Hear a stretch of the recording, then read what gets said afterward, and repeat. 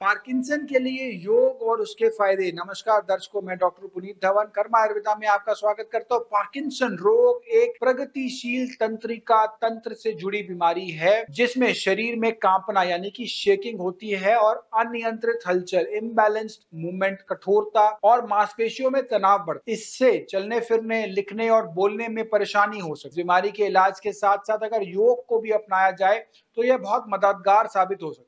योग से शरीर की नाड़ियां, नर्व्स और मस्तिष्क को संतुलित करने में मदद मिलती है।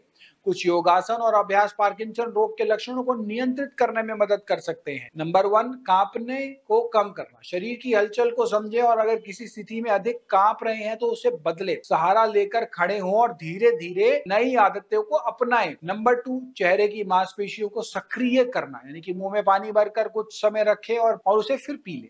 सी मुद्रा, लॉयन पोज करें।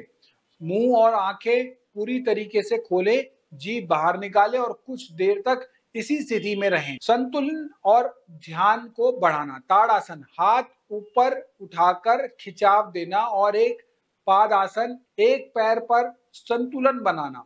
इससे शरीर की स्थिरता जो है वो बढ़ती है। शरीर की जकड़न दूर करना। नंबर 4, पर्वतासन, भुजंगासन, कोणासन और वक्रासन करें। इससे रीढ़ की हड्डी को सभी दिशाओं में लचीलापन मिलेगा। सांसों के तालमेल के साथ योग करने से लाभ दुगना हो जाता है। सांसों का नियंत्रण और मानसिक शांति के लिए आप अनुलोम विलोम और प्राणायाम भी कर सकते हैं। शांतिपूर्ण ध्वनियां, घड़ी की टिक टिक या पंखे की आवाज को सुनकर ध्यान करें। पीठ के बल लेटकर गहरी सांस लें और छोड़ें, जिससे तंत्रिका तंत्र मजबूत हो। झुके हुए कंधों को ठीक करना। छठा है भुजंगासन, धनुरासन करें और अपनी भुजाओं को ऊपर नीचे हिलाएं। व्यायाम करें जिससे कंधों की जकड़न कम होगी और शरीर का पोस्चर ठीक रहेगा।